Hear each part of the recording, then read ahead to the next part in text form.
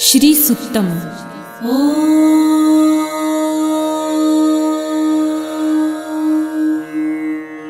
हिरण्यवर्णां हरिणीं सुवर्णरजतस्रजां चन्द्रां हिरण्मयीं लक्ष्मीं जातवेदो म आवह ताम आवह जातवेदो लक्ष्मीमनपगामिनीं यस्यां हिरण्यं विन्देयं गामश्वं पुरुषानहम् अश्वपूर्वां रथमध्यां हस्तिनादप्रबोधिनीं श्रियं देवीमुपह्वये श्रीर्मा देवी जुषतां कासोस्मितां हिरण्यप्राकाराम् आर्द्रां ज्वलन्तीं तृप्तां तर्पयन्तीं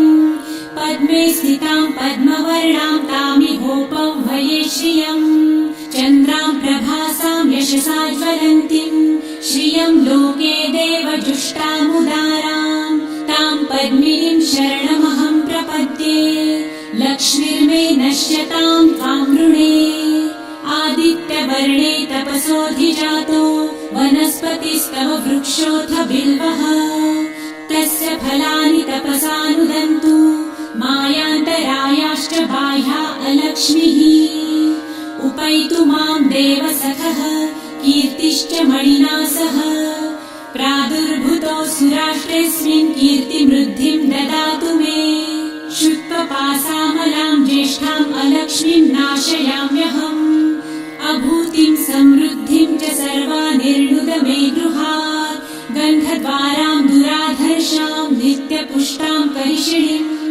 ईश्वरीं सर्वभूतानां तामिहोपह्वये श्रियम् मनसः काममाकुतिं वाचः सत्यमशीमहि पशूनां रूपमन्नस्य मयि श्रेयतां यशः कर्दमे प्रजाभूता मयि सम्भव कर्दम श्रियं वासय मे कुले मातरं पद्ममालिनीम् आपसृजन्तु सिद्धानि चित्रितवस मे गृहे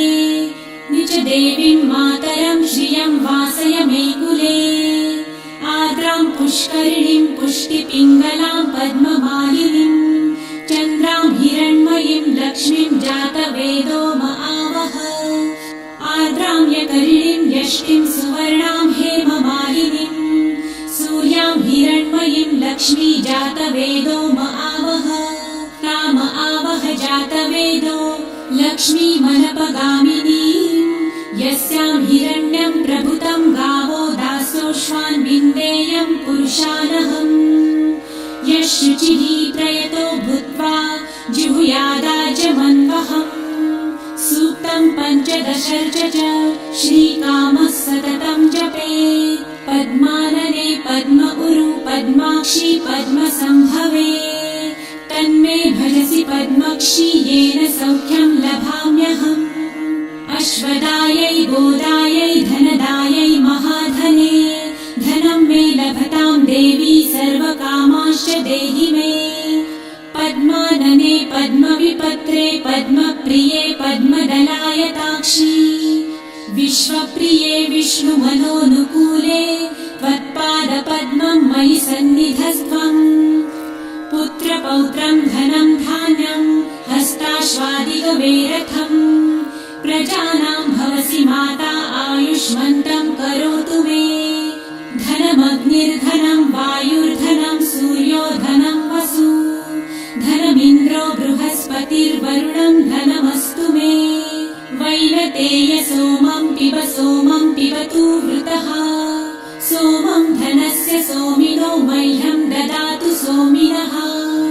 न क्रोधो न च मात्सर्य न लोभो नाशुभामतिः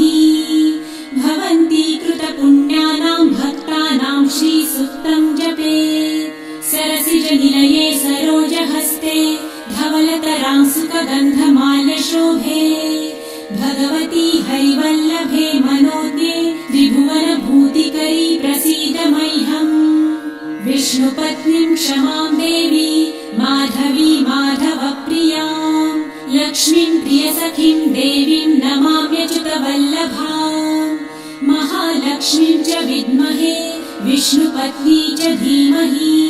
तन्नो लक्ष्मी प्रचोदयात् श्रीवर्चस्वमायुष्यमारोग्यमाविधाच्छोभमानं महीयते।